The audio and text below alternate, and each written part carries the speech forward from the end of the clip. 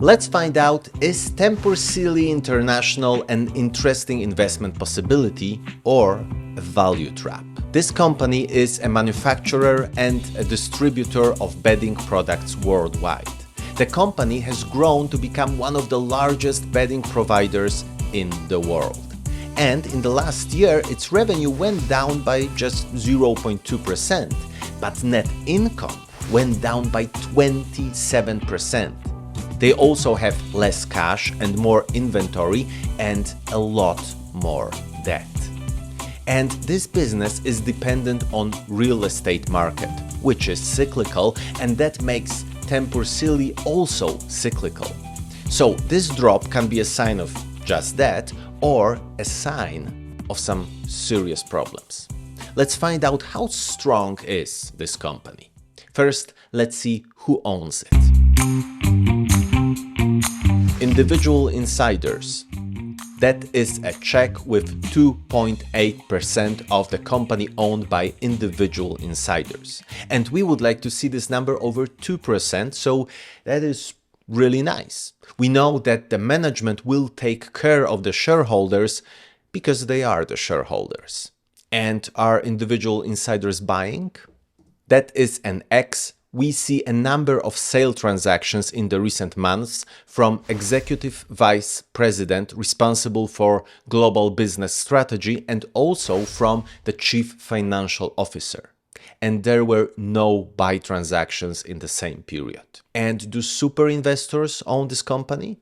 That is a check with two super investors. David Abrams with 3.6 million shares, which makes up 4.4% of his portfolio, and Harry Burns with over 680,000 shares, which makes up 2.7% of his portfolio.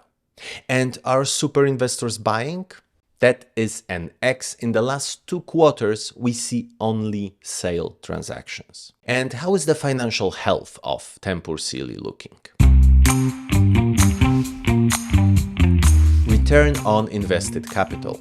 That is an X at 8.8% 10-year median returns. And we want to see this number higher than 10%. So they are not quite there.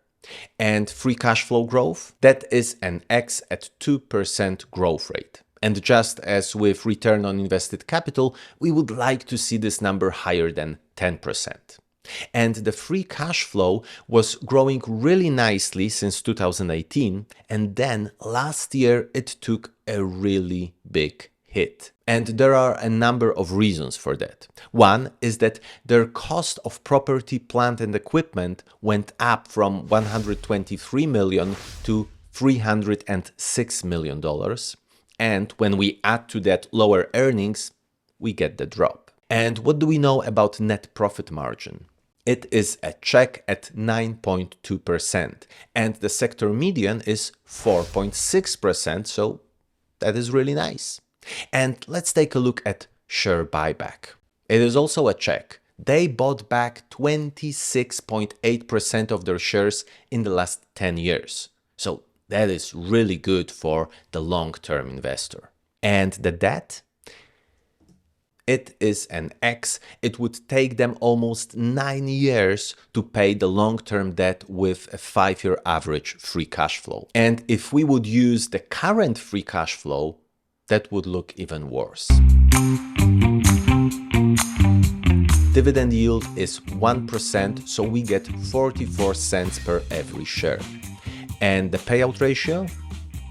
That is an X at 15.4%. And we want to see the payout ratio somewhere between 20 and 50%. So it is a secure dividend. It does not slow the growth of the company.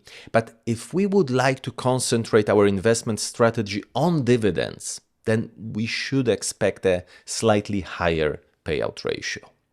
And what about dividend growth? It is an X. They are paying dividends only since 2021. So we just have very little information to actually anticipate the growth of the dividends in the future. Okay, so now let's value this company using a discounted cash flow formula. The current PE is 16.9, so nothing crazy, and for our valuation we will use a 5-year average free cash flow. And there are two reasons for that. First of all, the recent one is exceptionally low. And secondly, this is a cyclical business, so using a 5-year average free cash flow gives us a more realistic picture of this company. We will have to estimate the growth for the next 10 years, and we will make 3 scenarios of this growth. So, in the low scenario, we will estimate a growth of 9% for the first 5 years and then 11%. In the medium, 12% and 14%. And in the high scenario, 15% and then 17%. So with such estimates, the intrinsic value in the low scenario is $24, in the medium $33, and in the high scenario $45. But we have to always add a margin of safety. I use a 30% one. This is crucial because it reduces the possibility of this investment going really badly. And with such a margin we get, in the low scenario, $16, in the medium, $23, and in the high one, $31. And the current price is around $42. So only the high scenario without the margin of safety is in the green. It is too little to consider the stock cheap, but we are probably not that far off a fair value. In July 2022, the stock was trading for almost $20, so then it was a bargain in my opinion. But right now it is slightly on the expensive side. But the fact that they are taking good care of the investors with dividends and massive share buybacks is definitely something to consider. Tempur Sealy will of course be added to our stock ranking, which you can find on our Patreon page. Thanks for watching and bye-bye.